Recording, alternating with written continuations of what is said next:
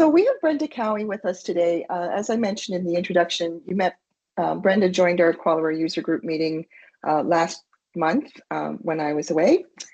We invited her to come back and she kindly agreed. Brenda has been in the enterprise architecture space for a number of years. I won't give the number of years, Brenda. I'm teasing. I just color my gray hairs, Cecile. You're braver than I am. Around 20 years, give or take, a couple. And, she's worked at a number of names that you've probably heard of. And most recently, she was with a competitor of Qualware's. We're very lucky to have her doing a little bit of consulting with us, and she agreed to do this presentation for us today. Brenda's been responsible for commercial teams in the industry, involved in strategic partnerships with industry and integrators and analysts. She brings a lot of really good insights into what's going on in the enterprise architecture world. Having dealt with, Gartner and spoken at a number of conferences over the years. So Brenda's going to talk to us about EA trends and what she sees coming up in the world and some use cases. So Brenda, I will pass things over to you.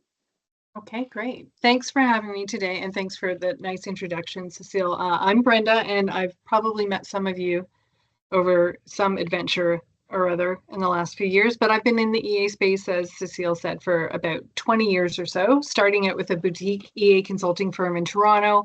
And I have worked with some of those software vendors that you might have heard of. So I brought BiZZdesign over from the Netherlands, the land of the wooden shoes, back in 2009, 2010, and worked with them for about 12 years, and then brought ValueBlue over to the North American market. And as Cecile said, more recently have worked with Orbus. And, in these roles, I've sold and managed some pretty large enterprise accounts like Intel and JPM Chase and Desjardins. And others, and managed a lot of these vendors' largest customers to prevent churn and create strategic partnerships with consulting firms or adjacent technology organizations, and have done a lot of analyst relationship work. So in short, I've had a real privilege to peek under the hood of many organizations to see how they do or sometimes don't work. So talking to CIOs and chief architects and enterprise and business architects folks, you really get a chance to witness what people are focused on, what they're challenged with on the front lines. And so I thought today we could talk a little bit about what the Close Reach team and I have seen in the marketplace in recent months in terms of strategies and popular use cases. But first, let's take a look at some, the reemergence of EA and some approaches in the past that have been done and where we think we could make some improvements. So Cecile, if we could go to the next slide, that would be great. So we are really seeing the reemergence of EA. That Gartner quote there, 76% of clients are either starting, restarting, or renewing their EA practices is absolutely true. With the number of years I've been in this business, and I can see that there's some experience on the call. I think we can all say we've seen organizations that have had to reinvent their practices, or maybe due to some political agendas, some practices have been disbanded, and then a couple of years later, some new leadership comes in and they start again. But in today's complex business environment, I think everyone can agree that, these initiatives and strategic leadership isn't really optional anymore. It's not like, well, EA would be nice to have. It's really essential. And as organizations across industries grapple with digital disruption, geopolitical shifts, hello Trump tariffs, and rapid innovation cycles, the demand for impactful, visionary, strategic leaders to deliver real business value, real impact, and navigate these times with a focus on not just surviving, but thriving and staying ahead of the game is critical. For years, I think we've all seen a lot of focus on frameworks and standards and approaches, but not enough engagement with the stakeholders themselves, or not enough influence and engagement with the stakeholder themselves. We've seen some teams fail to connect with their business stakeholders. And with COVID and these, interesting times that we're dealing with at the moment, plus the emergence of these digital transformation programs, it has really highlighted the key importance and reemergence of enterprise architecture and business architecture as well in today's more competitive organizations. I think years and years ago, Jeannie Ross and Peter Wheel from MIT Caesar, she had a piece of research running around, and it's still true today. I think it's been updated, but even an organization with a established governance were 18% more profitable than organizations that did not have a governance program in place. So, there's really good reasons for people to get their act in order. And gone are the days of what I affectionately term EA science projects, and any and all activity really must be aligned to your organization's business goals and be seen to be really relevant and deliver business value and impact. We talk a lot about the benefits of modernizing systems, reducing legacy systems and duplicate or redundant applications. And sometimes we're asked, well, why do we need to work differently? Maybe the way we're working is a little bit antiquated, but it's still kind of doing the job. And why do we need to act proactively to ensure our business is working and minimizing reputational risk? Well, there was a great example of this in, I think it was 2022, when there was a big operational meltdown at Southwest Airlines, and they became headline news. So Cecile, if you'll go to the next slide and play our video, and could use a little humor at the end of your day. But, while we and millions of others enjoyed this humor skit, Southwest definitely did not find it funny. In fact, I presented this at a conference with a friend of mine who actually heads up the business architecture at Southwest. So I did have to apologize in front of 1,000 people to Yemi, but that's something nobody wants, right? The headlines read, Department of Transportation penalizes Southwest Airlines $140 million for that 2022 holiday meltdown. And it was 30 times larger than any other fine in DOT history, in addition to the $600 million that Southwest had to pay back to passengers.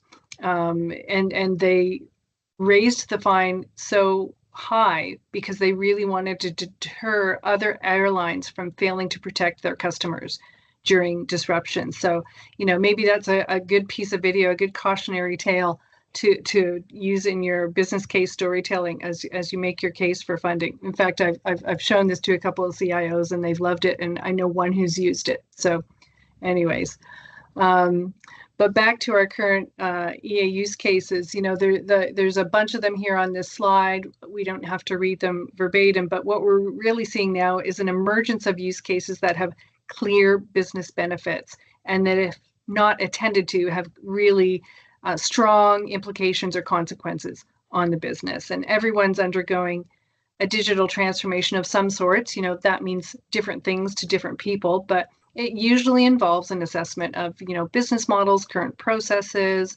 resources, and environments. And one thing we see a whole lot of in this space is APM. It is typically on the agenda or at the top of the list.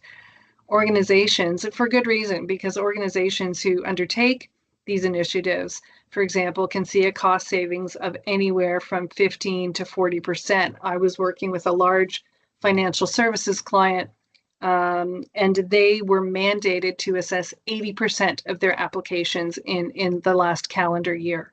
And so originally it was about prioritizing sort of business critical applications. That could still be an older application. Just because it's old doesn't mean it's not business critical, but also doing a health check on them. And the next stage is assigning costs, right? To see what are we spending, where are we spending it, and where can we see some savings.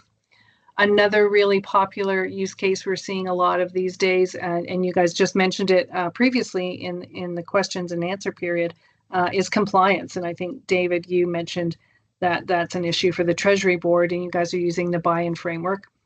Side note, I know buy-in very well, and Patrick Derday, who put that into being. So if you want a connection, I'm happy to make it there. But aside from that, a recent example of an organization who didn't have their compliance house in order just yet is Citibank, and their CEO, Jane Fraser, has had to pay out some pretty hefty fines in the last few years. In fact, Citibank has faced multiple compliance fines, including a $400 million penalty in 2020 And more recently, in 2024, they incurred a fine of $136 million for failing to address long-standing data quality, risk management, and internal control issues, as well as for failing to catch a $1.4 billion trading error. So again, these are not optional things to maybe get around to. These are pretty business critical things that people need to pay attention to. And Cecile, we'll go to the next slide, please. And we're going to talk about some core components here of what we see, what we're terming as modern EA, right? So it's not EA for the sake of EA. It's not standing around debating frameworks and, TOGAF phases, which phase are you in? But it's really about making sure you're focusing on things that are relevant to the business and organizational goals and have a real return. So as the EA market growth is accelerating, as organizations recognize its value, companies are really increasingly investing in architectural capabilities to manage complexity. Now, I know I'm a bit biased because I come from the software vendor background, but more and more, Excel, Visio, and PowerPoint, as I call it, the EVP suite, doesn't really cut it, right? It's still disconnected data. There's not enough transparency. Architecture's living in Fred's head, and then if Fred leaves the organization, well, off all that knowledge goes with him. So it's more important than ever to get this stuff down in a central repository where there's transparency and there's a little less political bias based on those decisions, and they're more data-based decisions. And really the focus needs to be on enabling a business decision-making culture that connects really good quality, continuously updated data to better support these business decisions with more integrity. It's not about boxes, lines, and arrows and pretty pictures. It's really, the focus is on business impact. And the trends on this slide highlight what folks are focusing on these days. So we'll go to the next slide, please. And as I said, from the previous slide, the next couple of slides are just going to focus on some of those use cases in a little more detail. As I said earlier, everyone is starting or restarting an EA practice. And I've had the same conversations for 20 odd years now that I'm still having today in terms of, why does your organization think they need EA? What has or hasn't happened in the past? What ghosts and skeletons are rattling around in the closet? Why didn't it work before? What needs to be different now? But aligning strategy and getting your data better connected and developing roadmaps from the as is to the future state and trying to analyze some gaps in between and course correct when you can is still just a big focus of people's work. There, we are seeing a focus on application initiatives and project portfolio prioritization, to really determine with more scarce resources what will have the greatest impact and provide the best business benefits. And that's where you got to focus on placing your resources and your activity. And if we could go to the next slide, thanks, Cecile. Technical debt, of course, it's the cost of prioritizing speed over long-term maintainability when you're building your software and your systems. But this slide highlights some of the key stats around the impact of technical debt. 23% of the average IT budget is spent addressing it. 42% of security vulnerabilities are found in outdated systems. So it's not just outdated duplicate applications that cost you money, but what is the associated risk that it opens up your organization to? As organizations are providing and prioritizing speed to market, technical debt just keeps accumulating over time. It's creating hidden costs and security exposures that just grow more expensive to address. And we're seeing a lot of this happening, this accumulation happening as well with, in the mergers and acquisition space. I know an organization that M&A is one of their key growth strategies, but they're really taking a hard look before, to assess if they want to acquire someone at what they've got in-house and how well do they know what they have, how accurate is that information, and then how can they put things together and what is the plan for that. So proactively managing, your technical debt is really critical to controlling costs and maintaining a secure, resilient IT infrastructure, but also in terms of, well, what are your paths to growth as well. And the next slide is talking more about APM. And again, I think this is a little repetitive, but it's such a popular use case in this space. In fact, LeanIX grew their entire business on this use case, right? And then sold themselves to SAP. But a lack of governance and application sprawl is a really common challenge in many organizations. And so this initiative is just a constant. Application complexity is just so commonplace. Contributing factors, like I said, M&A, but also, just kind of a wild west atmosphere and lack of governance is all too commonplace. And poor vendor management as well can not only add to costs, but really contribute to increased technical debt and lead to additional risk for a lot of folks. Another key focus for many organizations is the shift to cloud and modernization, and bringing the importance of identifying your core applications and simplifying that environment.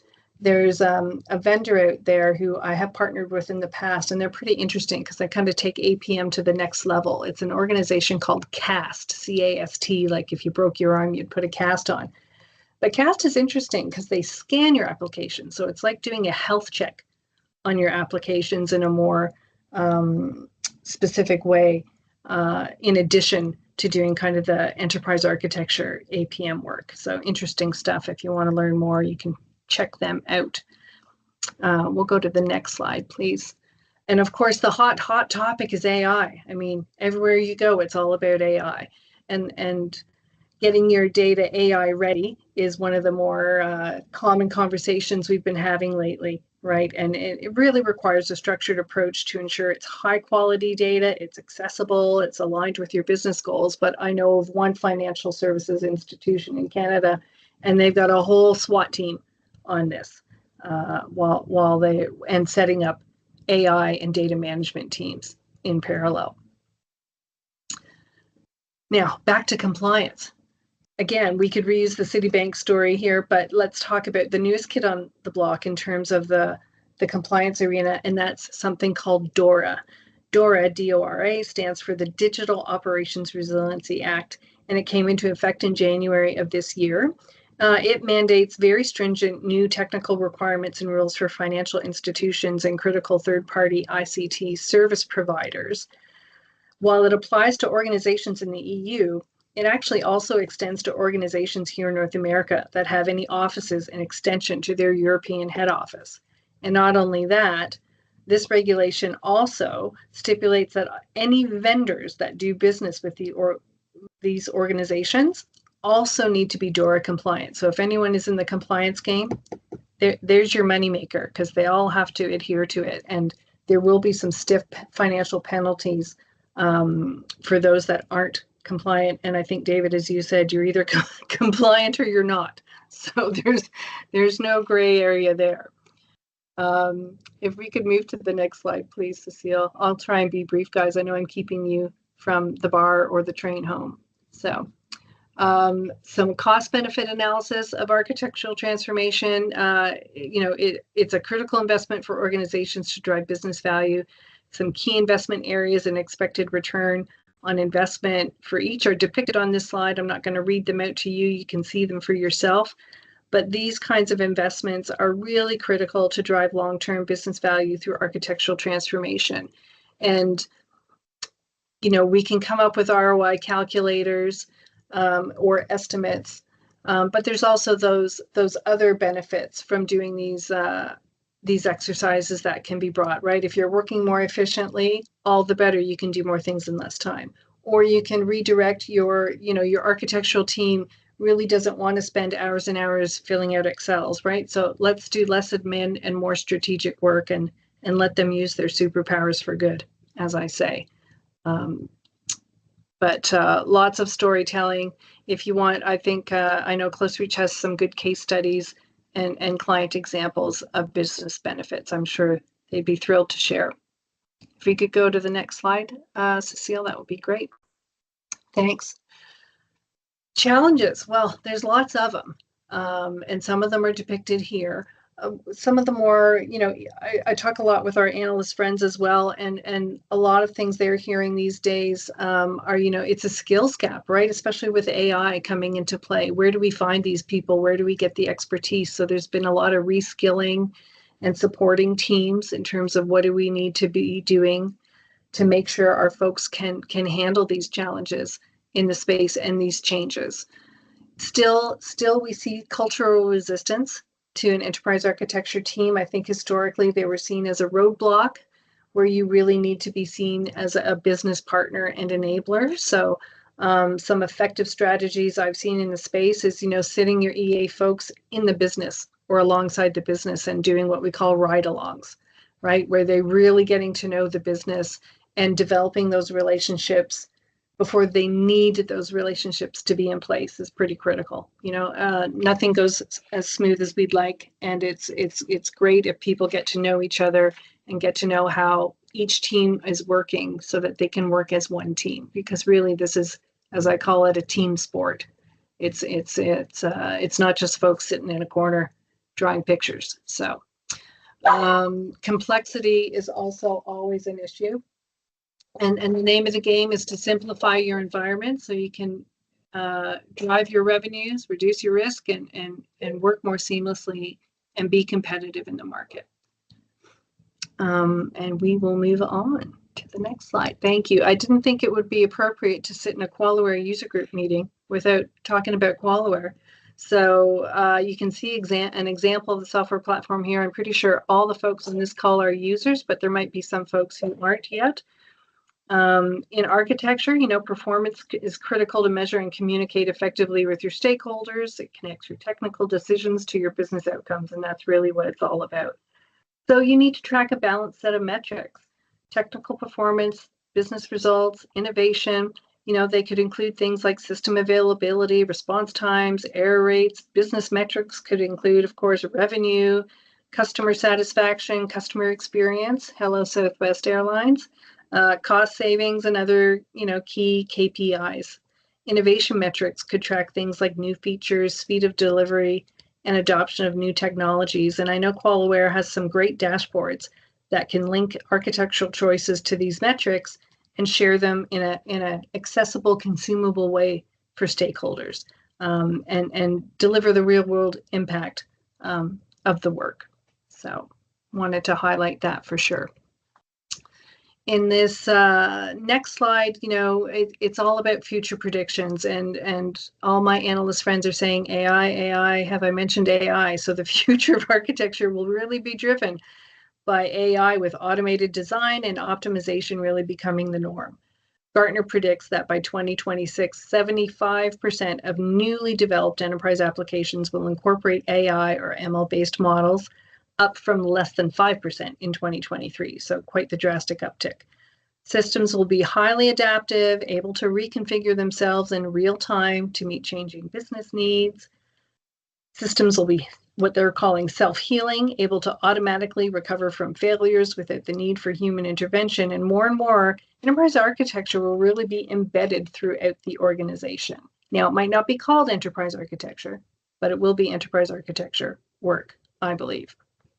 So in our last slide, as you can see, there are some key takeaways, but right now everyone we speak with really is honing in on a few things, right? It's really about optimization and doing more with less. And Carol was talking about this the other day in terms of, the government business in particular, really about, we have these people, let's upskill these people so that we can use their skill sets to our advantage and do more with your resources. Everyone's getting, really focused on getting their data better connected and socialized to surface the right insights needed to support better business decisions and doing the right things and simplifying their environments to reduce spend, increase agility, and be more efficient.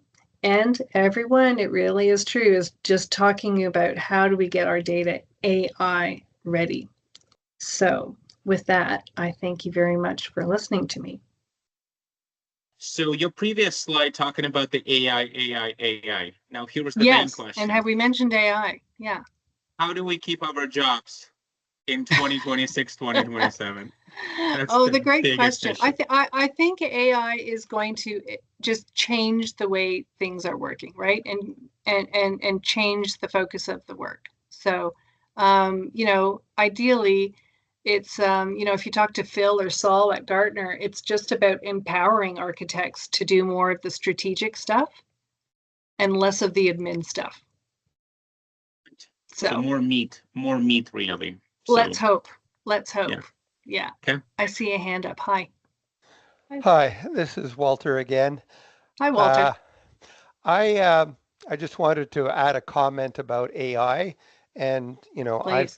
I've been dealing with it for a while, and I agree with what you said in that it just changes how we do things. For example, it allows us to do things which we couldn't do before. So for example, my previous question on the previous presentation, how do you make sure your projects align with your enterprise architecture? Well, doing it manually is exceedingly difficult. Yes. Using AI to do it all of a sudden makes it possible. I guess the other thing I want to comment on is that a lot of the AI really eliminates the grunt work. So people say AI could code. Yes, AI can code, but you need to do your business requirements, your enterprise architecture. And, as a former software developer, I found writing the code was only 10% of my job. The other 90% was architecture, design, business requirements, all of that kind of stuff. And let's not forget about those relationships that need to be in place, right? Yes. And being able to influence. So AI can pump out some facts, and that's great. But now what do we do with that? Yeah. Now, I actually have a question about relationships. Like, there are many aspects to relationships, and one of them is centralized architecture versus decentralized architecture, right? Do you put all the architects into one unit and then they have to communicate with all the implementers, or do you leave the central unit to be more of a repository guardian, and then the architects are actually part of the implementation teams? And I guess my issue at the moment seems to be that in a decentralized architecture team, how does the architects that reside with the implementers influence the centralized architecture team? Because to be honest, I'm having a little bit of a difficulty in doing that. Yeah. I'd love to say, here's the cookbook, here's the recipe, but I'm going to give you that horrible consulting-like answer. It depends, and I've seen various versions of this in different companies. I think a lot is determined by the leadership and how they prefer to work together, collaborate or not. I'd love to tell you it's as easy as that, but especially in, let's just say, a couple of banks I've been involved with, there are some pretty tight personal agendas, right? And so sometimes they're not wanting to share and be so transparent with other people. So I think a lot of it, if we look at the change management aspect of it, is how I always ask these questions, sometimes in a room with a closed door 101, but how are people incented to work together, right? Really, what are people rewarded on, and what's going to be on their to-do list this year? Because if it's not on that list, it's probably not going to happen. It'll be a nice side project that we could get interested in for a while, but that usually ends up being short-term, right? Yeah, so, thank you for that, because there's a little bit of social work involved. Yeah, I've personally been in the same organization, and we've had 3 different levels of centralization, decentralization, and I could see the benefits of each pattern, but trying to get any of the patterns often to work properly requires personal relationships. Absolutely. Thank you. Yeah, absolutely, Walter. I think we're very like-minded there, for sure. I've also seen some organizations that started to do sort of an architectural town hall, whether you call it that or not, where both sides come together, and there's really no judgment or whatever. It's just come and throw your problem into the pit, into the boxing ring, and let everyone talk about it. And sometimes it's just about sharing it, which starts to make a change, you know, as they're talking at the coffee shop or whatever. So anyway, it's a topic for a glass or a bottle of wine or scotch or something. It's sadly not easy to answer in 2 minutes. Thank you. Thank you. Thanks for the question, Walter. Yeah. Appreciate that. Thank you, Brenda. Much appreciated. Pleasure. I don't think Thanks for having me. we have any other questions, but you know, if you do have other things that